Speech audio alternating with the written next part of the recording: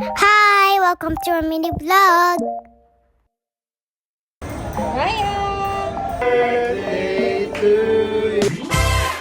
Hello mga Mars, samahan nyo kami ngayong araw na to Para i-celebrate natin yung birthday ng ating mga bulinggit. Papunta na kami dun mga Marcy. Kikitain na lang namin yung family ng asawa ko. Kasi alam nyo naman, wala na akong family talaga dito sa Pilipinas. Kaya parang ang kapatid ko, tsaka yung family ko na lang talaga is yung family ng asawa ko mga Mars. Pero syempre, hindi naman nakakalimot yung talagang family ko na nasa States mga Marcy. Hindi nila nakakalimutan yung apo nila, tsaka mga pamangkin nila. Nakakalungkot lang talaga, hindi na talaga kami magkakasama-sama. Pero soon, malay mo, hindi natin alam. So ayun na nga mga Marcy, mabalik na tayo dito. Nandito na kami sa may parking. Nagpark lang kami and then nandito na kami sa ating restaurant na pina-reserve mga Marcy. Dito lang yun sa may podium mga Marcy, yung bagong Vikings. And then kung gusto mo din malaman kung magkano yung presyo nila, i-post mo na lang to and screenshot mo na lang mga Marcy. So eto mga Marcy, papunta na kami dun sa VIP na pina-reserve natin. Para kahit paano, hindi man ganun ingrande yung celebration ng dalawa, is ma-feel naman nila na talagang special pa rin yung araw na to. Hindi man ganun kalaki yung room, pero ma-feel pa rin nila parang exclusive pa rin naman sa birthday celebration nila, diba? So if ever naman na makadaan kayo dito, open naman din sila kung hindi naman sa VIP room kayo magpapa-reserve mga Marcy. Malaki yung space nila para sa mga magda-dine-in. Sobrang ganda ng lugar mga Marcy and medyo social siya. Sa variety naman ng food, marami kayong pagpipilian. May Japanese cuisine, meron mga pizza section, meron mga roast beef, mga lechon, may bread section,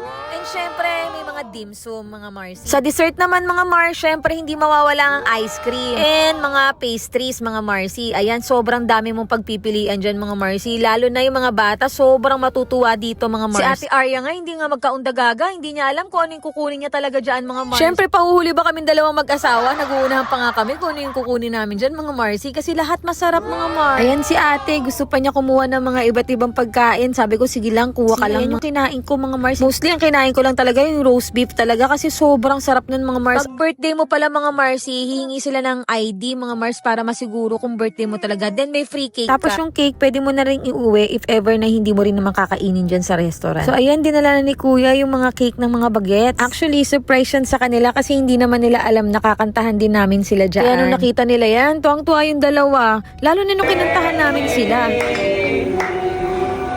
Happy birthday to you. Happy birthday, happy birthday. Happy birthday to you.